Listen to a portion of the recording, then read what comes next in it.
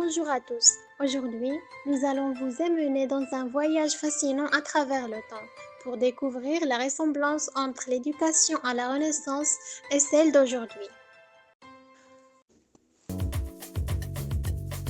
La Renaissance, comme notre époque actuelle, fut une période de profond bouleversement. L'invention de l'imprimerie a révolutionné la diffusion du savoir, ouvrant au monde de nouveaux horizons. De la même manière, aujourd'hui, l'essor technologies numériques marque une rupture tout aussi significative. L'information circule à une vitesse fulgurante. Ces deux périodes, pourtant séparées par des siècles, partagent cette soif insatiable de connaissance. L'être humain toujours cherchait à repousser les frontières du savoir.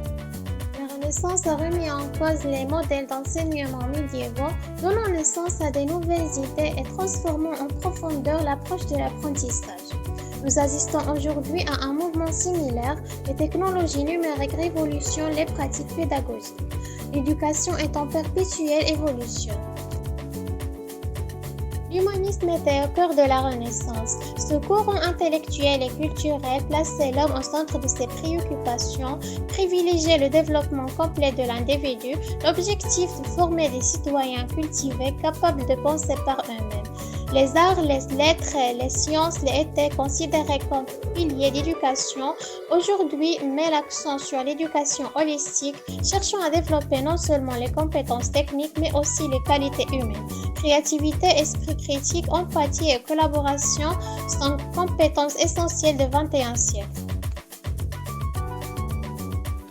La Renaissance a vu renaître l'intérêt pour les langues anciennes, en particulier le grec, le latin, considérés comme des clés d'accès aux textes classiques. La redécouverte des auteurs grecs et romains a nourri l'esprit de la Renaissance et ouvert de nouvelles perspectives sur le monde antique. De nos jours, l'apprentissage des langues étrangères est plus important que jamais. Dans un monde globalisé, maîtriser plusieurs langues est un atout considérable. Les technologies numériques offrent des outils révolutionnaires pour l'apprentissage linguistique. Applications mobiles, plateformes d'échange et de ressources en ligne facilitent l'accès aux langues étrangères. Section 5. Du parchemin pixel, la métamorphose des outils pédagogiques. La Renaissance connut une innovation majeure, l'invention de l'imprimerie. Cette découverte a révolutionné la diffusion du savoir. Les livres sont devenus plus accessibles, permettant à un public plus large de s'instruire. Aujourd'hui, les technologies numériques transforment les supports pédagogiques. Manuels numériques, plateformes d'apprentissage en ligne, jeux éducatifs et réalité virtuelle offrent des possibilités d'apprentissage innovantes. Ces outils permettent de personnaliser l'enseignement et de s'adapter aux besoins de chaque élève. Section 6. L'éducation, un trésor accessible à tous. La Renaissance amorçait un mouvement, une éducation plus accessible. Même si elle est longtemps restée réservée à une élite, de nouvelles idées ont émergé. Certains humanistes ont défendu l'éducation des filles et des enfants de toutes les classes sociales.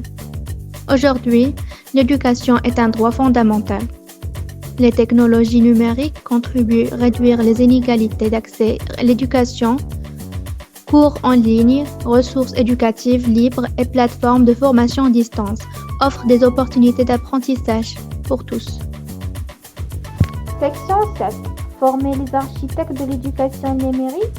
L'intégration de technologies numériques dans l'éducation représente des faits majeurs. La formation des enseignants est essentielle.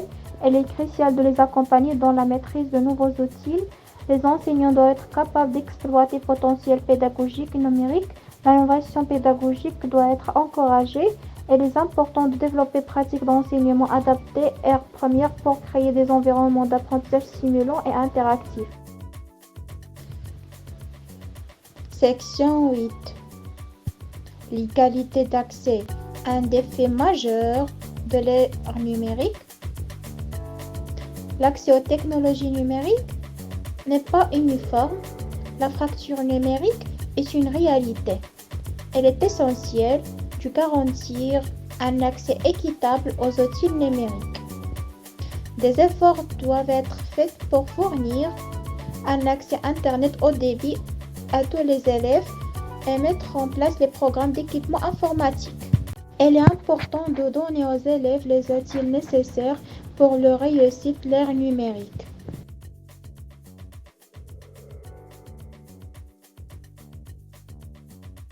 Section 9. Conclusion. Cultiver l'humanisme, l'ère numérique.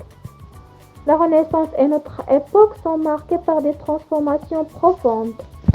L'éducation est au cours de ces mutations.